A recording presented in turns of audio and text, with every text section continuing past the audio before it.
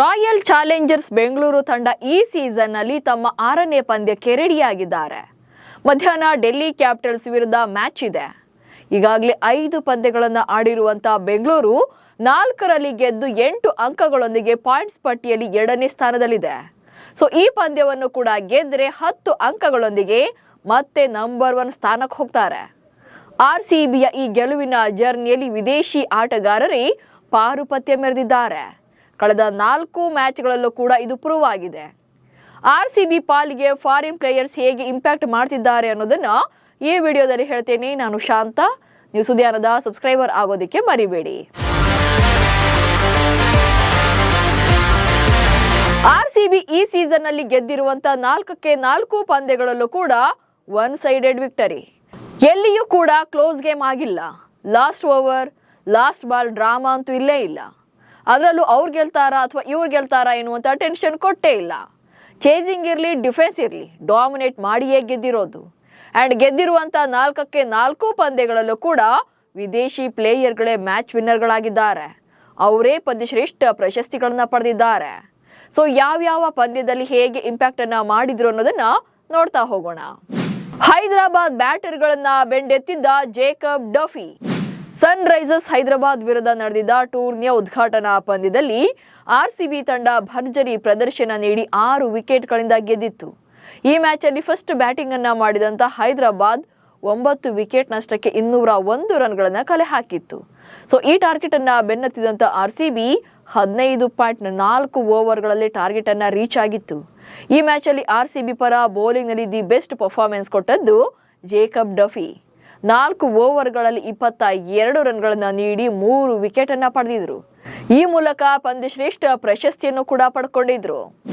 ಚೆನ್ನೈ ಬೌಲರ್ಗಳನ್ನ ಚೆಂಡಾಡಿದ್ದ Tim David. ಇನ್ನು ಈ ಪಂದ್ಯ ಅಂತೂ RCB ಅಭಿಮಾನಿಗಳು ಮರೆಯೋಕೆ ಸಾಧ್ಯನೇ ಇಲ್ಲ. ಏಪ್ರಿಲ್ 5ರಂದು ನಡೆದಿದ್ದ ಈ ಪಂದ್ಯದಲ್ಲಿ ಟಾಸ್ ಸೋತಂತ RCB ಬ್ಯಾಟಿಂಗ್ ನಲ್ಲಿ ಸುನಾಮಿಯನ್ನೇ ಎಬ್ಬಿಸಿತ್ತು. ಚಿನ್ನಸ್ವಾಮಿ ಮೈದಾನದಲ್ಲಿ 3 ವಿಕೆಟ್ ನಷ್ಟಕ್ಕೆ 250 ರನ್ಗಳನ್ನ ಕಲೆ ಹಾಕಿತ್ತು. ಸೊ ಈ ಟಾರ್ಗೆಟ್ ಅನ್ನ ಬೆನ್ನಟ್ಟಿದಂತ ಚೆನ್ನೈ ತಂಡ 207 ರನ್ಗಳಿಗೆ ಆಲ್ಔಟ್ ಆಗಿತ್ತು. ಸೊ ಈ ಮ್ಯಾಚ್ ಅಲ್ಲಿ RCB ಹೈ ಸ್ಕೋರ್ ಕಲೆ ಹಾಕೋಕೆ ಮುಖ್ಯ ಕಾರಣನೇ ಟಿಮ್ ಡೇವಿಡ್. ಅಕ್ಷರಶಃ ಚೆನ್ನೈ ಪಾಲಿಗೆ ಡೇವಿಡ್ ಡೆವಿಲ್ ಅವತಾರ ತಾಳಿದ್ರು. 25 ಎಸೆತಗಳಲ್ಲಿ 70 ರನ್ಗಳನ್ನ ಗಳಿಸಿ ಅಜೇಯರಾಗಿ ಉಳ್ಕೊಂಡಿದ್ರು.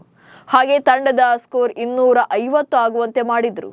ಇದೇ ಕಾರಣಕ್ಕೆ ಪಂದ್ಯಶ್ರೇಷ್ಠ ಪ್ರಶಸ್ತಿಯನ್ನು ಕೂಡ ಪಡ್ಕೊಳ್ತಾರೆ.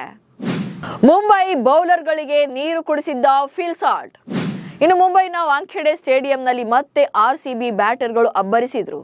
ರಾಜಸ್ಥಾನ ವಿರುದ್ಧದ ಪಂದ್ಯವನ್ನ ಸೋತು ಮುಂಬೈಗೆ ಹಾರಿದ್ದ ರೆಡ್ ಆರ್ಮಿ ಮತ್ತೆ ಗ್ರೇಟ್ ಕಂಬ್ಯಾಕ್ ಮಾಡಿದ್ರು. MI ವಿರುದ್ಧದ ತಮ್ಮ 4ನೇ ಪಂದ್ಯದಲ್ಲಿ ಟಾಸ್ ಸೋತಂತ ಬೆಂಗಳೂರು ಪಡೆ ಬ್ಯಾಟಿಂಗ್ ನಲ್ಲಿ ಅಬ್ಬರಿಸಿ 4 ವಿಕೆಟ್ ನಷ್ಟಕ್ಕೆ 240 ರನ್ಗಳನ್ನ ಕಲೆ ಹಾಕ್ತಾರೆ. ಈ ಗುರಿ ಬೆನ್ನಟ್ಟಿದಂತ ಮುಂಬೈ ತಂಡ 222 ರನ್ ಗಳಿಸಲಷ್ಟೇ ಸಾಧ್ಯ ಆಯಿತು. ಹೀಗಾಗಿ 18 ರನ್ಗಳಿಂದ ಸೋಲ್ತಾರೆ. ಅಂಡ್ ಈ ಮ್ಯಾಚ್ ಅಲ್ಲಿ RCBಯ ಹೈ ಸ್ಕೋರ್ಗೆ ಸಾಥ್ ನೀಡಿದ್ದೇ ಫಿಲ್ ಸಾಲ್ಟ್. 36 ಎಸೆತಗಳಲ್ಲಿ 78 ರನ್ಗಳನ್ನ ಕಲೆ ಹಾಕುವ ಮೂಲಕ RCB ಗೆಲುವಿನ ಹೀರೋ ಆಗಿದ್ರು. ಇದೇ ಕಾರಣಕ್ಕೆ ಪ್ಲೇಯರ್ ಆಫ್ ದಿ ಮ್ಯಾಚ್ ಪ್ರಶಸ್ತಿ ಕೂಡ ಪಡೀತಾರೆ. ಲಕ್ನೋ ಬ್ಯಾಟರ್ಗಳನ್ನ ಕಾಡಿದ ಜೋಶ್ ಹೇಜಲ್ವುಡ್. ಇನ್ನು RCB ಅಭಿಮಾನಿಗಳ ಪಾಲಿಗೆ ಹೇಜಲ್ ಗಾಡ್ ಅಂತಾನೆ ಜೋಶ್ ಹೇಜಲ್ವುಡ್ ಕರೆಸ್ಕೊಳ್ತಾರೆ. ಲಕ್ನೋ ವಿರುದ್ಧದ ಮ್ಯಾಚ್ ಅಲ್ಲಿ ಬಿಗ್ ಇಂಪ್ಯಾಕ್ಟ್ ಅನ್ನ ಮಾಡಿದ್ರು ಇವರು. ಏಪ್ರಿಲ್ 15ರಂದು ನಡೆದ ಈ ಮ್ಯಾಚ್ ಅಲ್ಲಿ ಟಾಸ್ ಗೆದ್ದ ಬೆಂಗಳೂರು ಫಸ್ಟ್ ಬೌಲಿಂಗ್ ಅನ್ನ ಚೂಸ್ ಮಾಡಿಕೊಳ್ತಾರೆ. ಅದರಂತೆ ಲಕ್ನೋ ಆಟಗಾರರು ಫಸ್ಟ್ ಬ್ಯಾಟಿಂಗ್ ಮಾಡೋಕೆ ಬರ್ತಾರೆ.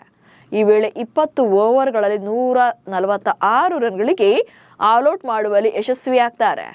ಆನಂತರ ಬೆಂಗಳೂರು ತಂಡ 15.1 ಓವರ್ನಲ್ಲಿ ಚೇಸಿಂಗ್ ಮಾಡಿ ಪಂದ್ಯವನ್ನ ಗೆಲ್ತಾರೆ. ಸೊ ಈ ಮ್ಯಾಚ್ ಅಲ್ಲಿ 4 ಓವರ್ಗಳಲ್ಲಿ ಕೇವಲ 20 ರನ್ ನೀಡಿ 1 ವಿಕೆಟ್ ಪಡೆದಿದ್ದ ಜೋಶ್ ಹೇಜಲ್ವುಡ್ ಪಂದ್ಯಶ್ರೇಷ್ಠ ಪ್ರಶಸ್ತಿಯನ್ನ ಪಡ್ಕೊಳ್ತಾರೆ. ಹೀಗೆ 4ಕ್ಕೆ 4 ಪಂದ್ಯಗಳಲ್ಲೂ ಕೂಡ RCB ಪರ ಓವರ್ಸೀಸ್ ಪ್ಲೇಯರ್ಗಳೇ ಗೇಮ್ ವಿನ್ನರ್ಸ್ ಆಗಿದ್ದಾರೆ. ಜೊತೆಗೆ ಪಂದ್ಯಶ್ರೇಷ್ಠ ಪ್ರಶಸ್ತಿಯನ್ನ ಪಡೆದಿದ್ದಾರೆ. ಸದ್ಯಕ್ಕೆ ಪ್ಲೇಯಿಂಗ್ 11ನಲ್ಲಿ ಆಡ್ತಿರುವಂತ ವಿದೇಶಿ ಆಟಗಾರರ ಪೈಕಿ ರೊಮ್ಯಾರಿಯೋ ಶೆಫರ್ಡ್ ರನ್ನ ಬಿಟ್ಟು ಉಳಿದವರೆಲ್ಲ ಪ್ರಶಸ್ತಿ ಗೆದ್ದಿದ್ದಾರೆ. ಈ ಮೂಲಕ RCB ಸಕ್ಸಸ್ಫುಲ್ ಜರ್ನಿಯಲ್ಲಿ ಬಿಗ್ ಇಂಪ್ಯಾಕ್ಟ್ ಮಾಡ್ತಿದ್ದಾರೆ. ದೇಶೀಯ ಆಟಗಾರರ ಜೊತೆ ನೀಡ್ತಾ ಇರುವಂತಹ ಸಾಥ್ ಜೊತೆ ಅವರು ಕೂಡ ತಮ್ಮ ಅದ್ಭುತವಾದಂತಹ ಟ್ಯಾಲೆಂಟ್ ಮೂಲಕ ಪಂದ್ಯಗಳನ್ನ ಗೆಲ್ಲಿಸ್ತಿದ್ದಾರೆ. ನಮಸ್ಕಾರ.